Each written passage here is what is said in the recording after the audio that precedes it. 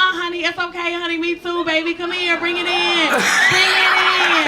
Everybody, bring it in. I'm like, I'm over 200 pounds. My body will eat this bitch, shit. I'm a big nigga too, bitch. That shit hit you. I came over me, but I start crying. I was like, oh, I'm going through a divorce right now. There's a lot going on in my life. Life is hard. I'm just having a meltdown. And then some gay.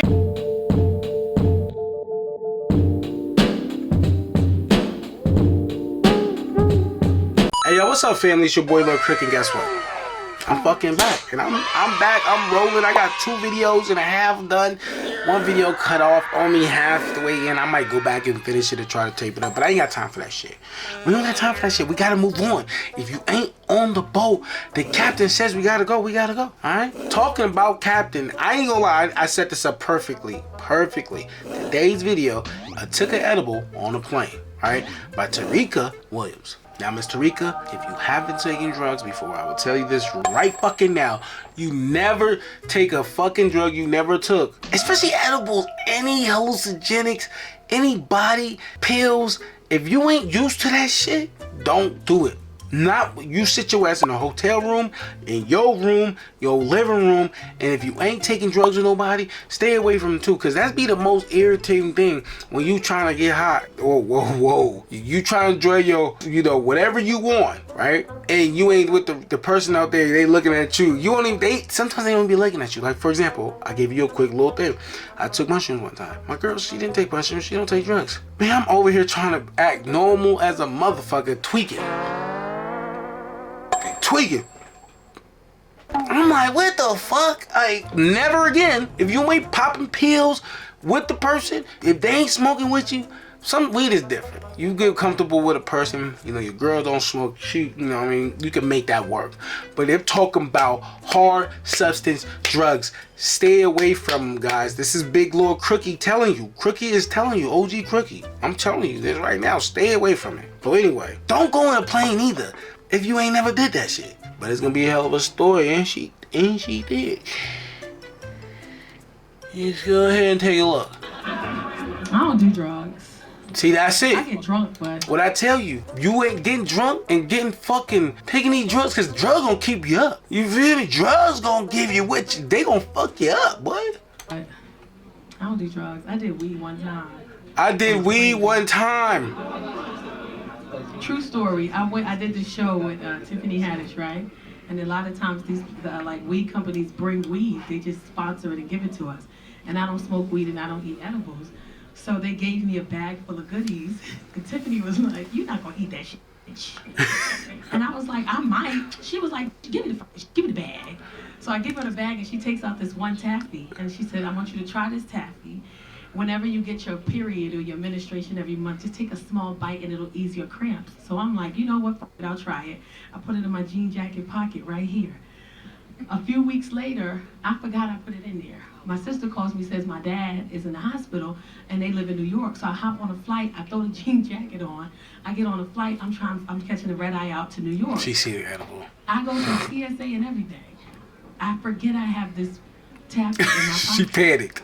I'm on a plane, I'm stressing, I'm overwhelmed. I'm like doing this, I do this when I'm overwhelmed. And I feel it, I dig in my pocket, it's the taffy. I'm like, no better time than now to eat this shit, right? To calm my nerves. I did half the taffy, right?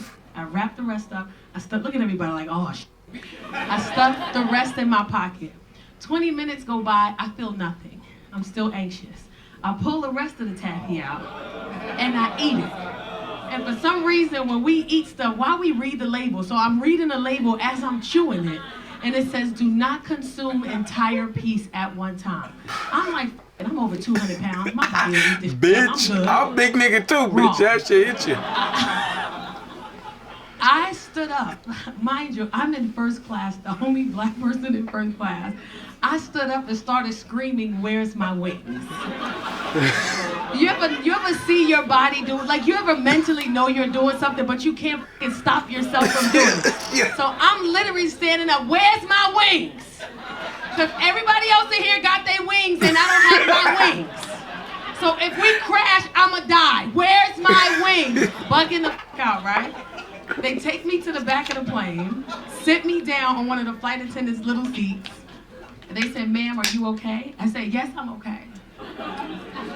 She said, have you been drinking? I was like, have you been drinking? Bitch, you drunk. She said, have you been taking drugs? I said, why are you asking me all these questions? She said, because ma'am, if we feel like you're under the influence of a drug, we're gonna have to land the plane and call the police. I was like, oh, I'm about to get in trouble. Bitch sobered up real quick. And I don't know what came over me, but I started crying. I was like, oh, I'm going through a divorce right now. There's a lot going on in my life. Life is hard. I'm just having a meltdown. And then some gay flight attendant came out of nowhere and was like, honey, it's okay, honey, me too, baby. Come here, bring it in. Bring it in. Everybody, bring it in. We all go through stuff. That's okay, honey. That's okay. It's all right. We gonna make it, okay? We gonna make it. And I'm crying. He said, what can we do for you, honey? What you need? What can we do for you?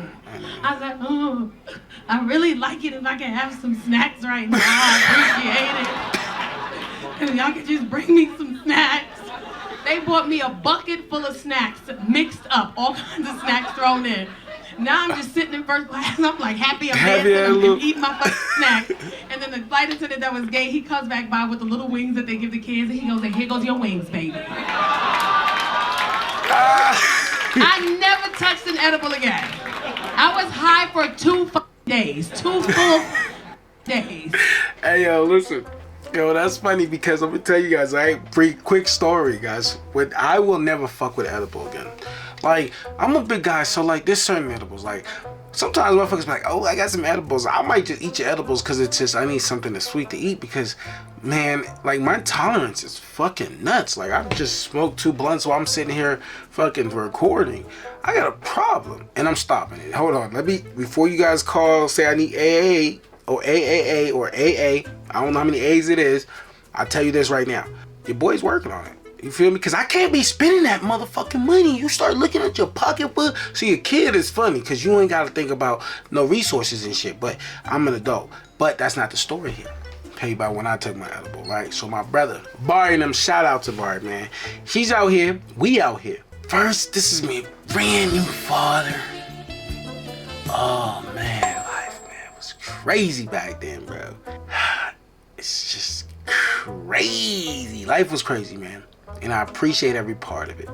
But Barry then was staying with me. You know, I was luckily able to stay on people's couches and have some people stay on my couch. And you return the favor. You never forget motherfuckers that looked out for you.